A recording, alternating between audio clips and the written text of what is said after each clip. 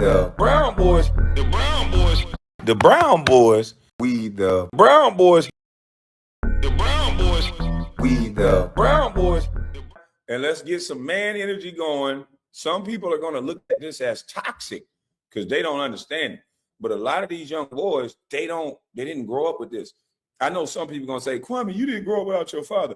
Dude, I had 6, 7 brothers. Nobody left me in a house with a woman, and I only got raised by a woman.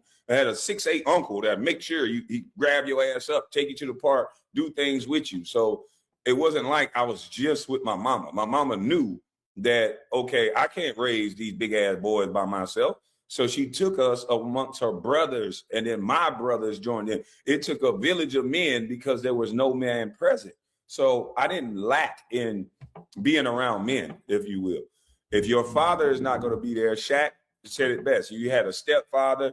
It don't have to always be your biological father, but there needs to be a male presence. If you are a male, you have to be able to be conditioned and learn the ways of a man. Otherwise, you'll be sassy and talking to men, talking like, hey, you just don't know nothing. You just dumb. You dusty. You don't really communicate with men like that. Not in real life. Over the computer, in controlled environments, yes. But when you are in environments where it's just men, where we're left to sort things out, you lead with respect with other men. And otherwise, you'll be shown another way. And that's why if you're around men early on, you're conditioned to see that. You're seeing that early on. You're not the biggest dog in the yard when you're 13 and 15. When you're there with just your mama, you're the biggest dog in the yard. Some mamas, not all. Some mamas will get your ass together. But when you're there with just mama, some of these young boys turn into the man of the house.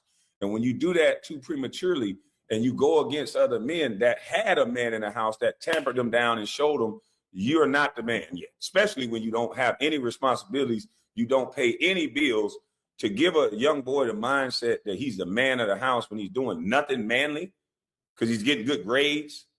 There's not going to be grades when it comes into real life. The real grades are going to be who is sufficient in the room, who can take care of who's responsible, who's consistent. Those are the things that having a man in your life brings. But society, it happened to me too. Society is not going to like this dude, Jay Daniels, and I'll tell you why. But let's play this first.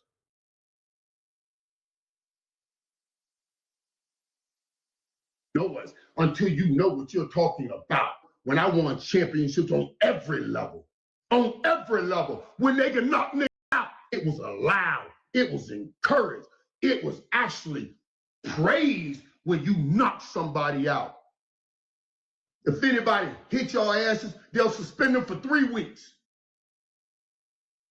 You couldn't even play when I played the game.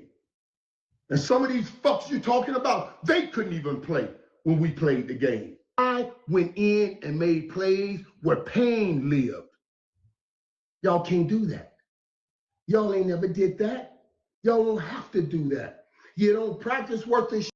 You don't take no hits. Anybody touch you, you throw a flag. You understand what I'm saying? Stop, man. Stop. You must get to run around and play 7-on-7 touch football.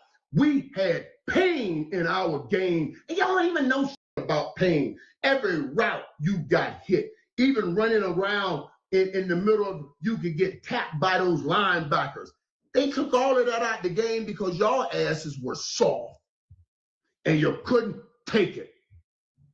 You think there were not fast guys in the league when I played? You think Tyreek Hill can outrun an Olympian like Bullet Bob Hayes, who played before me? Are you joking? Dude, I'll catch 200 passes in today's game. Literally 200 passes a year. A year. I ain't never catch a pass behind the line of scrimmage in my whole career. All my passes were up the field in the midst of pain. And I caught them anyway. And I caught them every day, and I caught them every kind of way. The fuck out of my face talking noise until you know what you're talking. I love that energy. I need to wake up in the morning before I go work out. I just need to listen to that. Get the fuck out of my face talking noise. That energy just, woo, that's what I'm talking about. But a lot of people won't understand that. They'll look at that. He's just an old man yelling. They don't understand the perseverance, the tonality, the confidence. That's what a young man needs. We need to be a little bit insane. It is insane that I have to go to the front door, face danger in the face of my family and all that, put my life on the line. You got to be a little bit insane that another man can knock you out and you still enter into battle with this man. You got to be a little bit insane. You got to think you the in order to face danger in the face and push past it. You got to be. And so what this brother Ray Daniels said was so interesting, because I was encouraged to praise my mother when I got drafted. They encouraged my mother to praise herself when I got drafted. And I remember this telling you guys that they offered my mother a bunch of different interviews. And the way society works is that, okay, we're going to tell a story. Now, either you can tell it this way where you look good in the story, or we're going to tell it this way to where you have nothing to do with it. And then you're not going to look so good.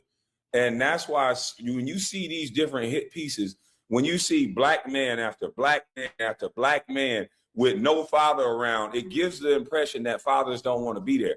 And that is 100% so far from the truth. I have a friend right now. His son is he could be a pretty good college player. And you know what his mother says to his father? You're not going to get my son. You just want to take the credit if he make it. I'm like, both of you would share in the credit if he make it. Why in the hell does one person want all the credit for having a child that person couldn't create on their own?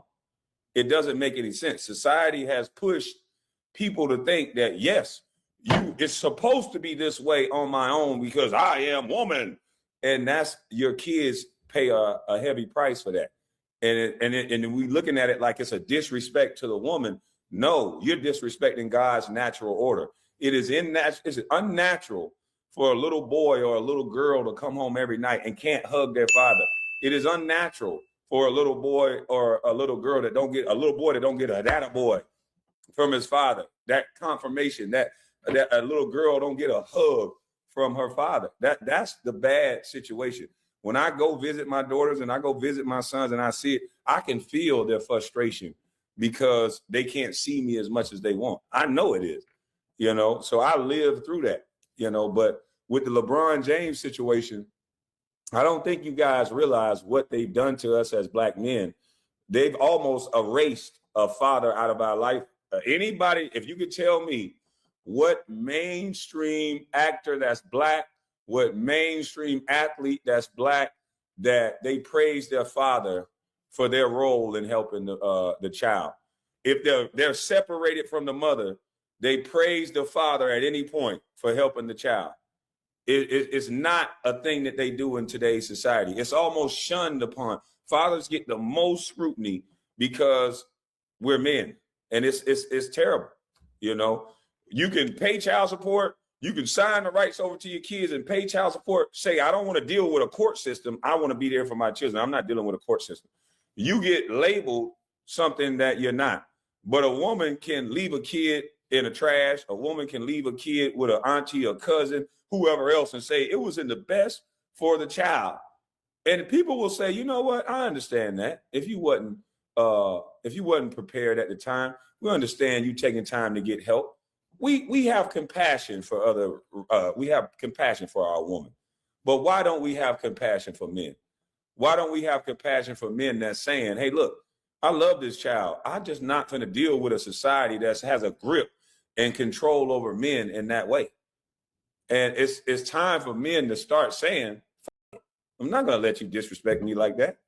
And until men say that, we're going to keep getting kicked up the ass by our so-called weaker counterparts that are way surpassed us because they stick together.